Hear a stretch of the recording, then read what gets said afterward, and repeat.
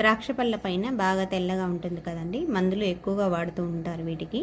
ముందుగా గిన్నెలో కొంచెం నీళ్ళని గిన్నె నిండా పోసేసుకొని ద్రాక్ష పళ్ళని కూడా వేసుకొని దాంట్లో కొంచెం కల్లుప్పు బేకింగ్ సోడా వేసుకొని గంట సేపటి వరకు పక్కన పెట్టేసుకోవాలి.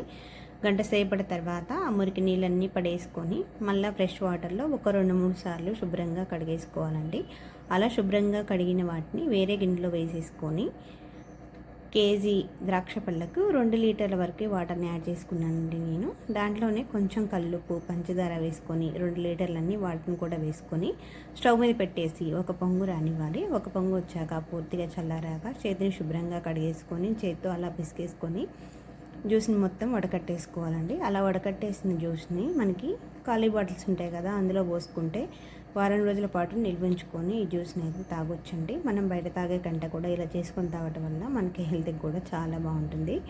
ఇప్పుడు మిగిలిన జ్యూస్ని ఐస్ క్రీమ్ కప్స్లో కూడా వేసేసుకొని 8 అవర్స్ వరకు ఫ్రిడ్జ్లో పెట్టేసుకొని 8 అవర్స్ తర్వాత మనం బాటిల్లో తాగే జ్యూస్ని ఒకసారి షేక్ చేసుకొని తాగితే బాగుంటుంది. ఇప్పుడు ఐస్ క్రీమ్ కూడా రెడీ అయిపోయిందండి. పిల్లలైతే జ్యూస్ కంటే కూడా ఐస్ క్రీమ్ని చాలా ఇష్టపడుతూ ఉంటారు. ఇలా మనం ఇంట్లోనే చేసి ఇచ్చామంటే హెల్త్కి కూడా చాలా బాగుంటుంది.